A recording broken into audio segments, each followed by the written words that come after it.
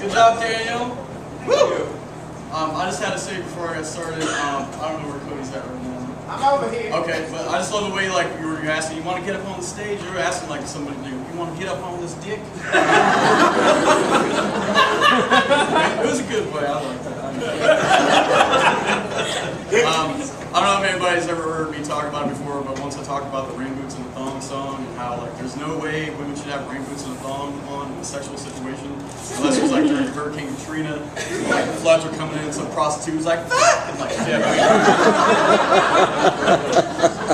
But now there's this music's just so upsetting these days, but there's another one that I just heard recently, and it's like, she gonna shake it like a Red Bull. I don't know if anybody's ever heard that. I'm not talking about the drink either, I'm talking about the dog. So, alright, so Red Nose, yes. Hey, obviously you've heard this song. We got a fan over here, let me tell you. Alright, so I'm gonna read the lyrics to everybody else since you already know. And it goes, and she gonna shake it like a red nose, like a red nose, and she gonna shake it like a red nose, like a red nose. Now what Rap Genius has told us about like a red nose is refer to how dogs shake things while they bite them. Example, a toy, a person's leg, and an infant, apparently. And since pit bulls are notorious for biting, mauling, this seems extra appropriate. Like, sexually, this seems appropriate because apparently pit bulls shake their ass.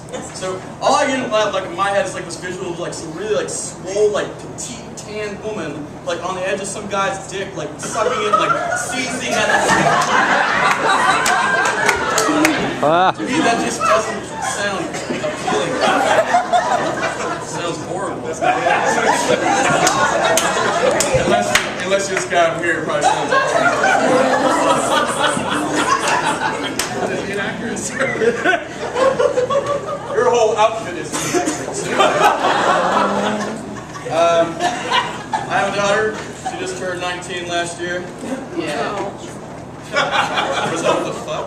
Just kidding. She's 7. And nothing's ever like really prepared you for like having a child or whatever. But there's always like some awesome fucking moments that happen. And one was like the first time I had to decorate my daughter's room. And I like went super fucking Queer Eye like on it. I was just like, no one's seen Queer Eye. Okay, we got a couple people. All right, I've decorated Queer Eye. I looked it up, and I'm gonna read a little Wikipedia about Queer Eye really quick. So you guys don't understand, so I'm just going to explain it to you. Except for you, Tony. I know you know about Queer Eye. Apparently the show's premised on the stereotypes that gay men are superior in matters of fashion, style, personal grooming, and interior design. I went Queer Eye. I was buying like circular pink rugs and shit, and like these Dora the Explorer drapes, like matching bed sets and everything like that. It was fucking awesome. Like no matter like how good the room was for her though, like, she always wanted to go out because kids just have way too much fucking energy in them. And you just gotta let them run around yards like they're dogs or something so they get tired and just go to sleep. So, obviously you really can't do that because, they're your children, so you gotta bring them to a place where it's like legit to do that. And they have like these bounce houses. They take like kids to, and they look like race cars and pirate ships and shit like that. And you just like bring them there and just let them run around. But to me it seems like it's like a rubber room for like, where you put a psychiatric patient. Like, just go fucking bounce off things. So like one day, like I saw this little kid and he was just so sad. He was like banging his head like against this like inflated palm tree. It was just lovely.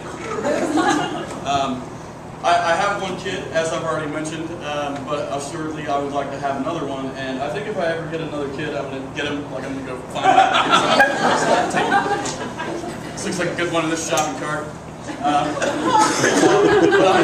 gonna name the kid Charity, so that way, like, if I ever want to, I can go bring those like little tin cans to like gas stations and set them up and be like, "This is for charity. Donate to charity." And then I can just take all the money and go blow it on like McDonald's and whores. And